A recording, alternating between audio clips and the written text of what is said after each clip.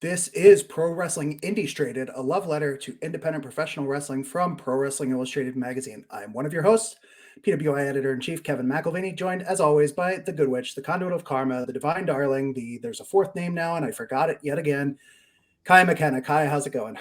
I'm doing great, Kevin. How are you doing today? Doing good, doing good. I want to keep the chit chat short up top here because we have a very exciting guest with us here today, and that is Delmi Exo. Delmi, welcome to the podcast. Awesome. Thank you so much for having me on. Super excited to be a part of your little show that you guys have been running over here. Yeah, we're excited to have you. And you've been really busy lately. I just saw you the other night at the MLW show.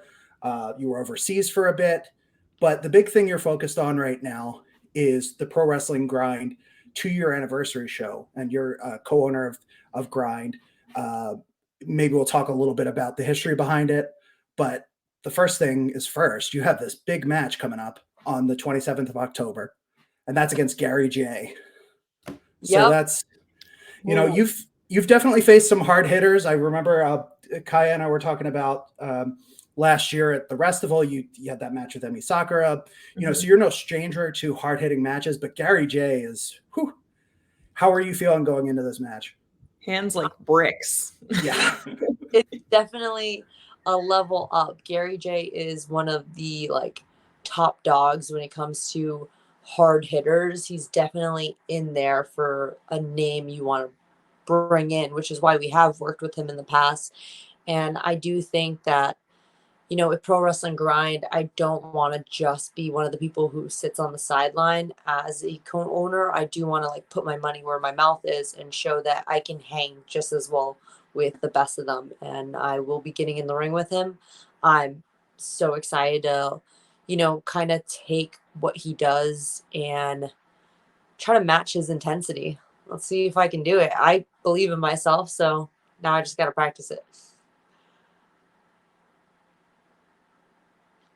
Well, believing in yourself is half the battle, right? And when we talk about believing in ourselves, like to start a wrestling promotion like Grind, you had to definitely believe in yourself. You had to go all in.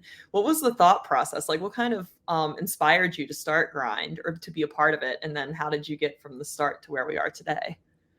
I think Grind was something that me and my partner Rip just wanted to put together because it very much is the workhorse promotion. It's all the guys who come in aren't, you know, utilized enough or recognized and given a proper platform to really show what they can do and a lot of time to show who they are in a ring. So we really wanted to build somewhere where there wasn't a dream match card, you know, it wasn't just a bunch of high level talent who are super on TV all the time. You know, they're not on every loop. They're guys who are on the come up of things in independent wrestling. And we wanted something like that. And then also give them time to be able to show what they can do. Our audience that we've built is so good with all the people that we've brought in and just introduced to them. And they just welcome everyone so much. So I think we have accomplished creating this environment where people are showing up because they're ready to learn and ready to get to that next stage. Well, yeah, and it's, you know, one of the hardest things as an up and coming wrestler, or even someone who's been grinding for a couple of years, is just finding that one place to give you that opportunity to take a chance on you, to bring you in a couple of times and really demonstrate what you're capable of. So the fact that you're creating that environment for so many hungry independent wrestlers is really an admirable, amazing thing.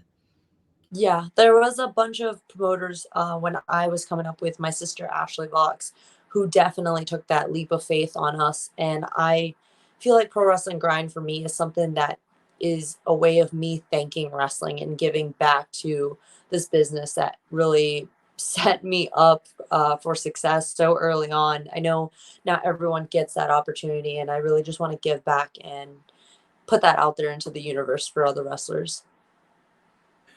Yeah, and you know, you're in this competitive, you know, from a promoter standpoint, but also wrestlers, uh, independent scene with New England.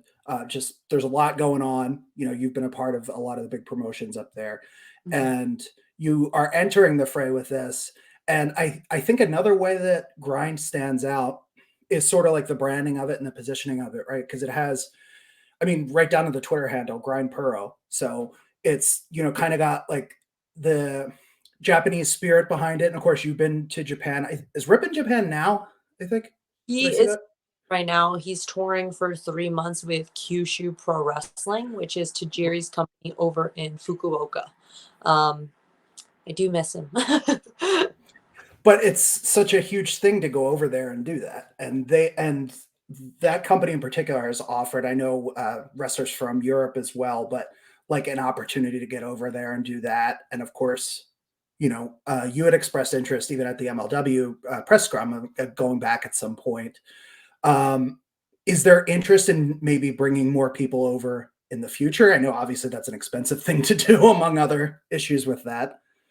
It is something that we want to work on more. We were able to get in Emi Sakura for Festival. Um, that was just like a big show, so we really wanted to have something make it feel like that level of a big show would have. And I do want to work with more international talent in the future.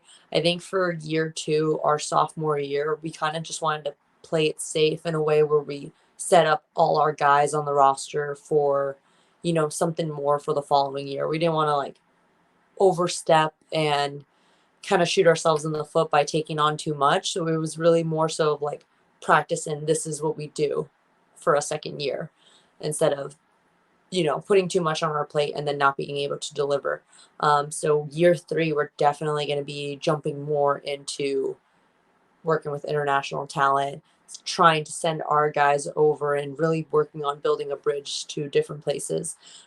You did mention me going over to Germany. There was a lot of talent that I was able to train with and wrestle with that was really exciting, and just building that bridge a little bit with them and trying to get, grind looked at from over there. And speaking of presentation, I know that Kevin mentioned that. That has always been something for me, at least, that has stood out about Grind is the presentation.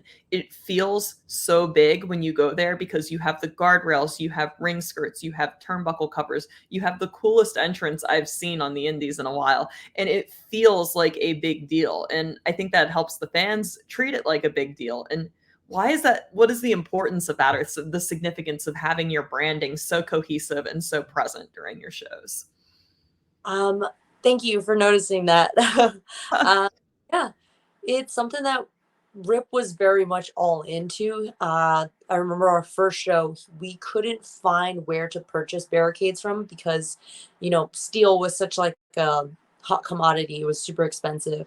And I personally was like, it's not that big of a deal if we don't have them. And Rip was just like, no, like it has to be perfect. Like he's the one who created the doors. He's the one who had that vision for that. He's the one who wanted the Japanese turnbuckles. He's the one who wanted the the ring canvas to have that green border similar to Ring of Honor with the red border that they had back in the day. We really wanted it to look like when you're at a grind show, you're not at an indie wrestling show, you are at a grind show. And I also think like it makes the talent step up more when they see that we care and we're putting, effort into building this product. It makes them like want to be in that ring and give it their all, not killing themselves, but like just putting on the best possible match they could have. And you have this big show coming up. We'd be remiss if we didn't talk a little bit about what's going on. We mentioned your match with Gary J. Is there anything else in particular that you would like to, draw attention to or hype up a little bit for that show? So we actually just announced our main event match tonight. It's going to be the returning the returning Matt Mikowski against Mike Skyros, our champion. Matt Wow. Mikowski was actually undefeated when he got out with an injury over from our grind roster. He has missed over a year now at grind.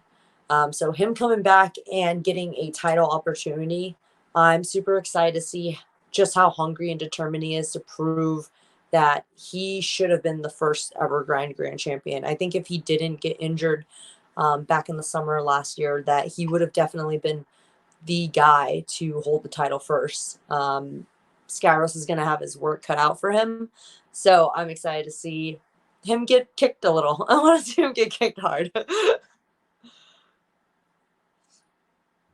Well, and when you're out with an injury for that long, like you have a lot of time to think. You spend a lot of time with Yeah. your thoughts. I would imagine you watch a lot of tape, you do a lot of studying, you go back to the drawing board and you figure out how to return as the best version of yourself. So I, for one, am very excited to see what Matt brings to the table because he was quite phenomenal prior, but I know that he's just going to kick it into a whole new level Yeah. in this match. Yeah. So it's going to be great. Definitely. We also have a debuting tag team. I discovered when we were trying to plan out with this preliminary series that we did with Grind this year. Basically, we had all our resumes that were sent in, we scanned through them, and we picked 2 people each show.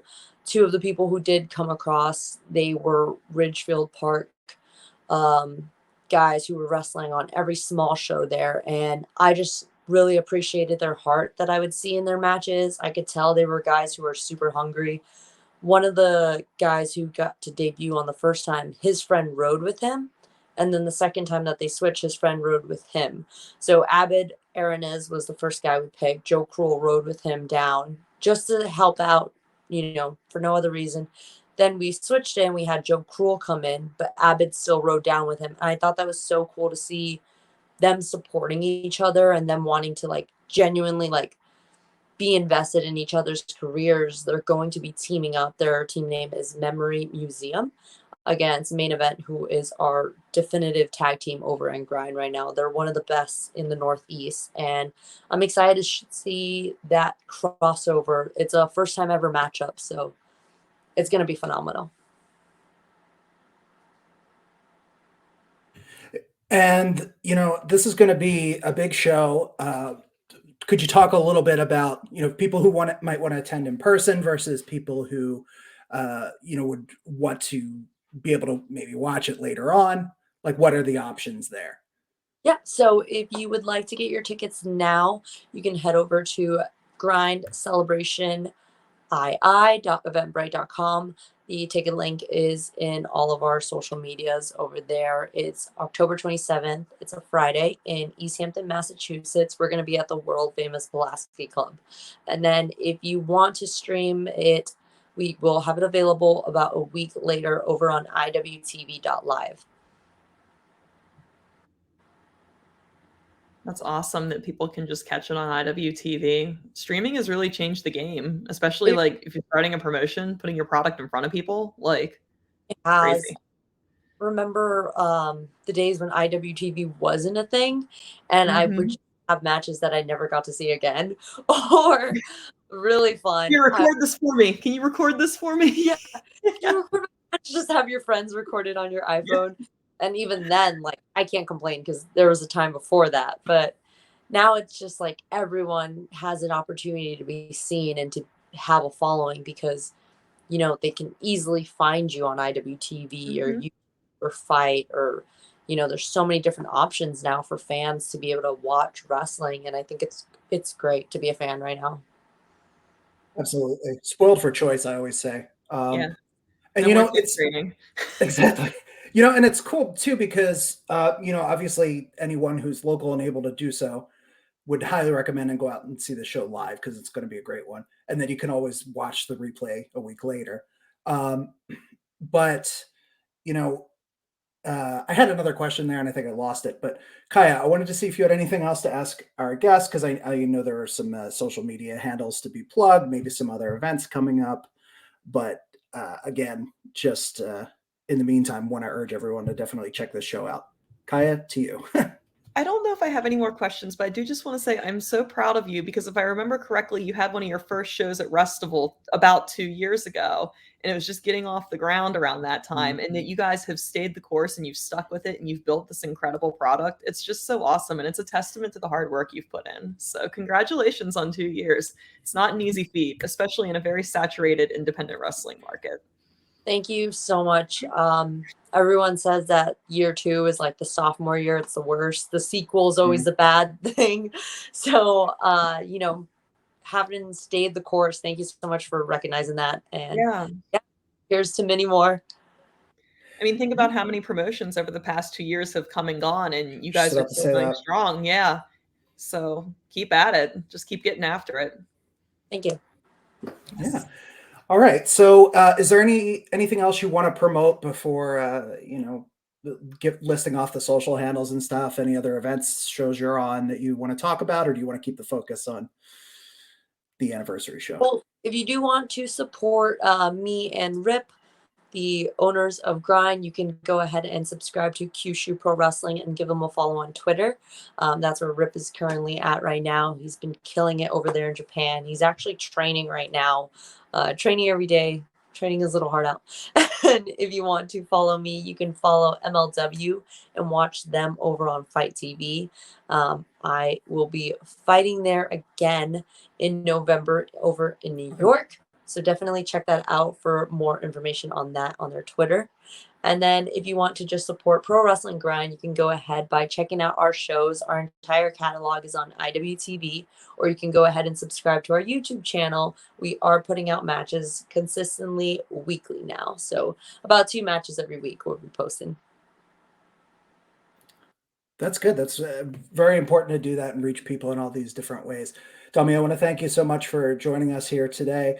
Kaia, thanks as always for making the time. I know you've been really busy out there working a lot yourself. So, finally, got to say thank you to everyone for tuning in or listening, whichever way you did it. Kaia, any parting words? Nope. Make sure you check this show out. It's going to be a killer one.